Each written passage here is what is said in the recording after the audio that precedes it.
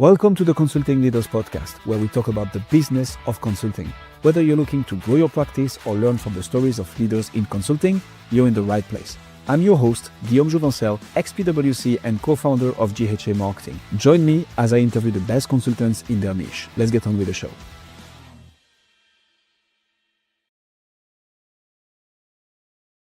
Cliff, welcome to Consulting Leaders. Happy to have you. Thank you for having me. Let's jump straight into it. What pulled you into the fantastic world, yet troublesome world of business transformation and consulting? Yeah, I suppose that the brutally blunt answer is pain, I think. I suppose many years ago, I had a retail business, and it was a constant battle with cash flow, and I always had cycles where there was money in the bank, then all of a sudden no money, and I was struggling to pay suppliers, pay my staff. And so I did what pretty much most owners do, and that is to solve the problem through increasing sales, which made things worse. And so I learned the very hard lesson that profit is very different to cash flow. And so that prompted my first book, The Cash Flow Code, just to help owners understand how cash works, the various cash cycles, and not to fall in the same trap I did. So that kind of spurred me on to help owners and get into the consultancy space through those painful mistakes I made early on. Solving problems for yourself. You're your own avatar. I like that. So although you've already alluded to it, what's the number one problem you would say you solve now with your business? It was twofold. It's ensuring that the cash flow is correct. They have good financial forecasting and good financial data. So the business is running well. But looking kind of beyond the horizon is really understanding and planning what an owner's exit looks like. You know, what are you planning on doing with the business? Where are you going with the business? And are you preparing for that on a daily, weekly, quarterly basis to hit those targets, so you don't fall into the trap that I find so many owners find themselves in, and that is to the point where when they need to or want to exit the business, they really struggle to because they're not prepared for it. So it's a balance between growing, scaling a business, but also bearing in mind what the future holds and looking beyond the horizon. Who do you solve that for specifically? So founders, right? But do you have a specific industry, niche, company size? Who's the perfect fit for getting help from you on all things cash flow? It's typically on the cash flow bit, it's pretty much any SME owner. But the typical sweet spot for me is between £500,000 turnover to around about £5 to £7 million turnover, where they can or have the means to grow and scale the business, but also to invest in themselves. That's my kind of sweet spot. And across any sector, really, I'm pretty sector agnostic. I've had companies in several sectors myself, so I'm quite happy to jump across various sectors. Why that particular bracket? Do you see, I don't know, companies making between 500K and £5 to £7 million a year, typically struggling with cash flow? Why this specific niche? Is that the point where the owner tends to be the bottleneck of the business in most cases? And so many owners hit a particular ceiling where they cannot grow the business anymore. So in that bracket, that's where the transition moves from being reliant upon them to getting the right team in place so they can then scale the business properly. Companies that are typically, this is typically 7 million or 8 million plus, will have enough people below them to scale correctly. So it's that sweet spot where the owner has grown the business to the highest level that possibly can, and now they've hit kind of a glass ceiling, as it were. And so they're juggling their time, cash, resources, all that kind of stuff, and that in itself creates stress. So I come in at that point where I help them kind of get beyond that glass ceiling, as it were. That does make a lot of sense. So it's funny because I'm thinking about those, the businesses in this bracket.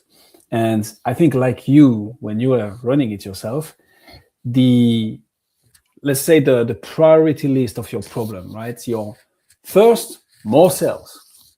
Second, keep the clients longer and keep on billing them. 3, whatever emergency dumpster fire you need to deal with that day. But like, you don't necessarily think about cash flow, right? Unless this is inherent to your specific niche. How do you market? How do you brand? How do you get the attention of the right people whilst educating them to make sure that they're like, yeah, I need to raise my hand here because that's a problem? I typically I try and do a lot of, say, things like this, podcasts, webinars, person-to-person training. But a lot of my stuff comes through referral. So the people I've worked with before have their problem solved, and then they come across other people with the similar problem, and then they refer people to me. So it's really, the main one is word of mouth that I find works the best. But again, having a platform like this where I can have a wider audience to, again, explain what we do and how best to help them, also it really is a good way of doing it. So how do you, there are 2 things I want to double down on here. One, referrals. How do you make sure, how do you optimize to make sure that your clients or people within your ecosystem are actually sending you business consistently? Like, do you have any systems, incentives? How do you make it work to make sure that you keep clients coming through the doors? Well, on the referral basis, is typically 10 to 20% of what they bring in for me as a thank you. So the main thing I do is ensure that I do a really good job for the client in the first place. That's number one.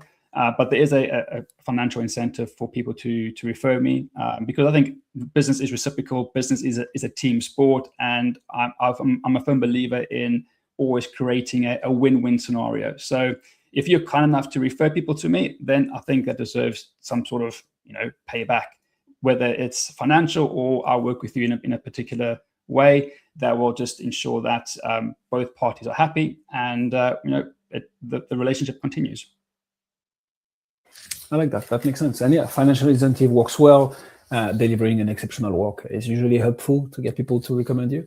Tell me a bit more about your podcast appearances, your webinar appearances. First, why the choice of those media specifically, and how are you tying all this back to your business, people raising their hands and taking action afterwards? Yeah, that's a great question. I think that for me, the biggest frustration that I'm seeing is I can only work with so many people at a time, and it's a balance of working with as many people as I possibly can, but also keeping the quality of my service to the highest standard.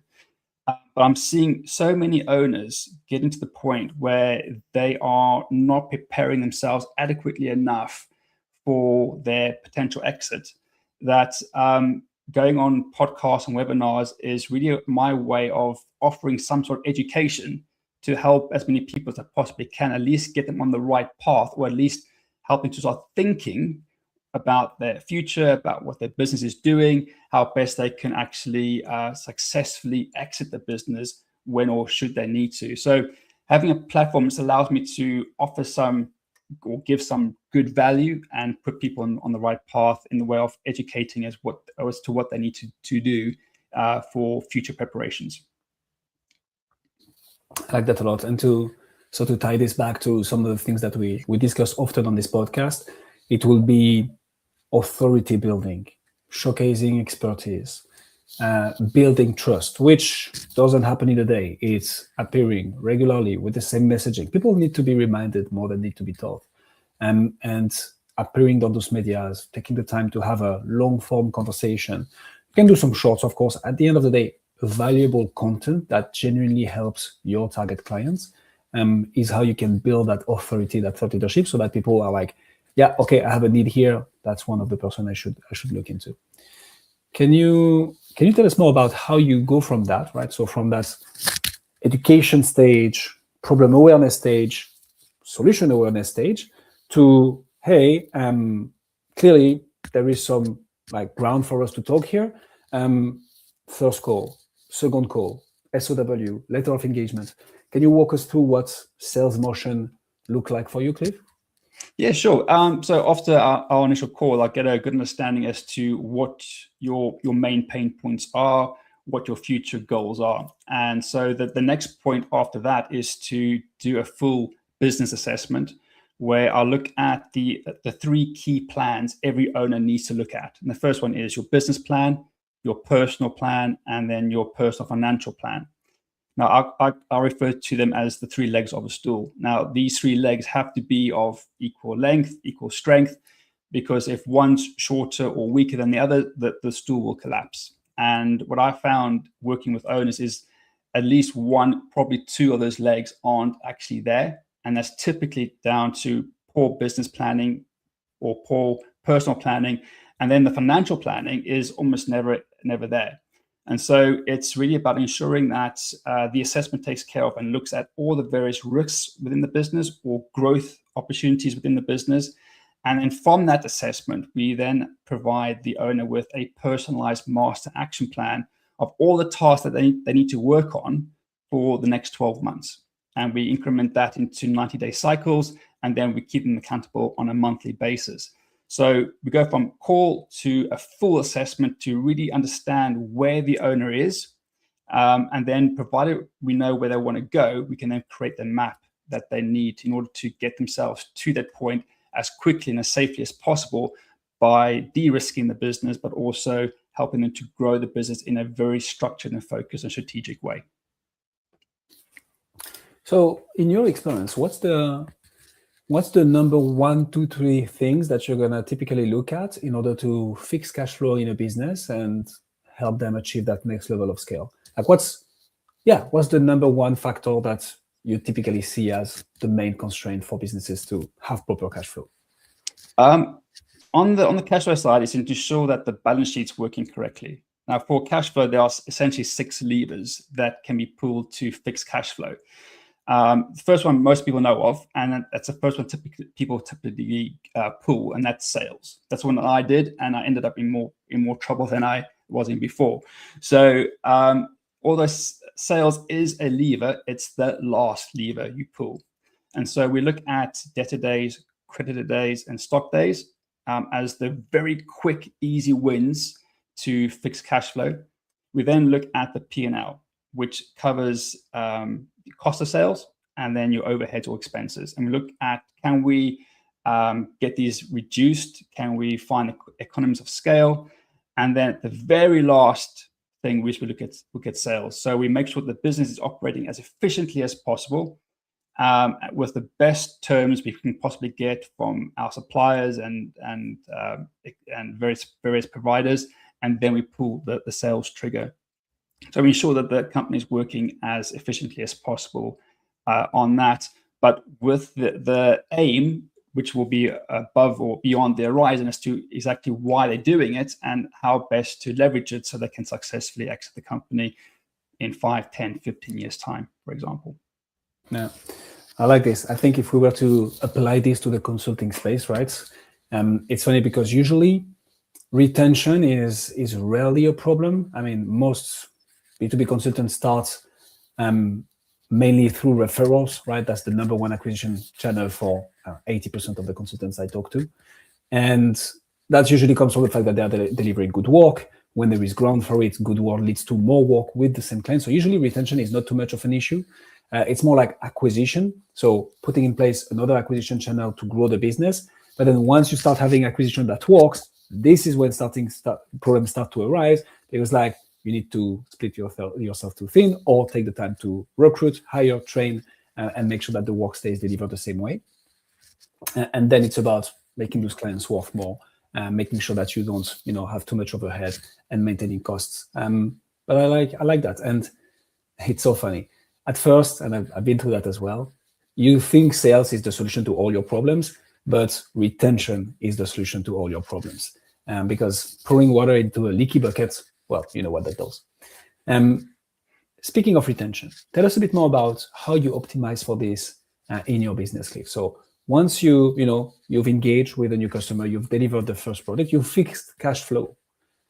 What's the next step then with the same client? Do you have any mechanisms that you use to, maintain and renew engagements with the same clients? Well, I think consultancy is a funny kind of animal because essentially, if you're doing a good job, you're essentially doing yourself out of a job, really. So my role isn't one to kind of continue working with a client. My role is to fix a problem, give them the tools that they need so they can then grow and scale. But saying that, this world is ever changing. Product services are evolving, and businesses always need to be improving and moving forward. So once the main issue has been solved and they are growing and scaling correctly, I do have an accountability package where we check up on the owner every quarter or every month if they so wished, just to ensure that whatever they're doing is still best practice. Can they do things better? And again, everything does change. Sometimes they may have potential staffing problems or other cash flow problems or growth problems. So it's just really about me kind of being in the back seat, as it were, and offering any strategic consultancy advice when required. So it's instead of working with a client 2 or 3 days a month, it drops down to probably half a day a month or a day a quarter, whatever the case may be, just to keep up that kind of accountability and ensuring that things are still working correctly. Very similar to you having a motor car. You don't just buy the car and that's it. You need to fill it with fuel, you will need to service it, you need to make sure that it's taxed, all that kind of stuff. So it's not just a, buy it once and it's done. It's, you buy the vehicle, but you still need to maintain and look after it. So like the business, once we solve the big problem, we then just make sure that things are maintained and moving correctly. Amen to that. A bit of a curveball for you, Cliff, because it's funny. You fixed problems with sales, which trigger other problems. Then you fix problems with cash flows. Usually when cash flows are good, life is good, business is good. That being said, what's your number one challenge right now? What is the nut that you're trying to crack and that once you crack, you're going to take the whole thing to the next level? What's that one challenge? For me personally, it's how do I take what I do with clients and scale it? Because as I say, it's only one of me.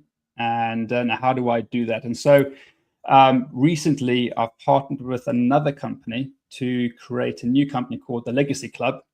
And we are leveraging and using each other's expertise to scale and provide support and advice to owners on a wider scale. So it's just really about stepping back and saying, look, this is all I can do. I've only have so many hours in a day, but how could I and we leverage this to hit as many people as possible and provide the value that they need as wide as possible? So we are looking at using software a lot, using AI to generate the initial heavy load, as it were, and then come in and provide that additional support when and if needed. Tell me more about that partnership. Because that's going to be the answer I hear a lot, which I love, right? People are looking to grow. Very few people take action on it, though. Yeah. So tell me more about that partnership. Why? How does it work? How is it going to help you scale? Tell us a bit more, and maybe there will be people who will learn from that and actually consider doing the same. Yeah, basically, I've bought and sold 4 of my own companies, and the company that I partnered with, Acquisition Masters, they are really experienced on the buy side. So we kind of pooled our forces together, and we're providing the software package, the support, but more importantly, we've kind of put together our list of contacts and suppliers, people we know, like, and trust that we know provide excellent services. So, for instance, we've got a good HR, good health and safety, good legal team, good accountancy, financial team, all those kind of things that an owner will need at some point in order to grow and scale their business. And so we kind of working together to provide person-to-person training. We've got a meeting next week where we're running a whole day kind of masterminding on what an owner needs to do to ensure that they are exit ready and they have a saleable company. And in the months to follow, we will look at and help people acquire companies. So we're just taking our individual skill sets, combining that, and making sure that we can leverage it through in-person events, online events, and then through a various software pieces that we've created together. That's interesting. How did you find that company to partner with, and what made you decide to partner with them and not someone else? We met many years ago through a mutual friend, and so we've been speaking for about 2-3 years now, and we've loved what each other's doing, and so we've always kept in contact, but we didn't really kind of click as to how do we combine the two. And it was only towards the end of last year that we realized, actually, if they do the buy side, I do the sell side, and we put this into a package, because essentially exit planning is simply good business strategy, and it allows the owner to incorporate their beyond the horizon, their future goals within their growth and scale plan, that we could actually create an ecosystem where owners that are looking to exit, we then can have buyers ready to buy. So it's really about creating an ecosystem whereby owners have really good, well-run companies, and if they are looking to exit, typically to sell, we then have buyers ready and waiting to acquire them. So that whole acquisition timeline, time process should be shorter, because we know how the company's been run. We have all the paperwork, all the due diligence is done, and so we can just ensure that the whole time frame has been collapsed, so we can ensure that the people can successfully acquire and sell businesses at a decent rate. Is your goal to actually exit your 5th company at some point, Cliff? Yeah, at some point. I think I'm busy building it so that it can be sold. So these things don't happen instantly. It does take time to get a company ready for exit. So as with all companies, it's very heavily reliant upon the owner, i.e. me. But that's why I'm looking at creating digital products, writing books, creating software, partnering with people, leveraging things, so that at some point, yes, we can sell the IP to a going concern. I like that. That's gonna be probably a bit linked to your next answer. What's the biggest growth opportunity that you see in the next 6 to 12 months? Like, in your industry, right? Not necessarily in your business, but if it's in your business, that's fine as well. Like, what's the best opportunity that you think is going to happen in the next 6 to 12 months? Personally, if you can look at what you do as an individual, and if you can productize that into some digital product, be it a book or be it an online course, somewhere where people can take on your training without having to rely on you actually delivering it. I think that is, especially in my sector, if you can do that, I think that will give you the biggest scalability factor out of most that I'm finding now. So it's about creating digital products that don't rely upon you having to deliver it the whole time, which obviously takes time. So it's you do it once, you put the effort in, you create the product, but then you can sell it 1 million times without it actually taking any of your time. You know, it's funny. I come from a world where I used to manage cash flow forecastings for like enterprise level companies, and it's so funny. So it's corporate treasury for like multi-billion-dollar companies. That's what I was a consultant in, actually, and the number one challenge, and still today, I do interviews for this other podcast here as well. And the number one challenge was always, so cash flow, yes, but cash visibility first. I think that's maybe a layer of difficulty slightly higher and bigger, because you have like 6, 10, 12, 20 banking partners with like dozens of bank accounts in each of those. So like even knowing where your cash is and how much of it do you have, then knowing what's going out and what's going in is an additional challenge. Is that something that you also help with? Like, before fixing cash flow, we're going to make sure we have proper cash visibility and like getting all that squared. I'm making the link between two worlds that I use to navigate in parallel, but like curious to hear your thoughts about that. Yeah, so I think financing and cash flow is the number one thing in a business that is required to ensure that you can grow and scale correctly.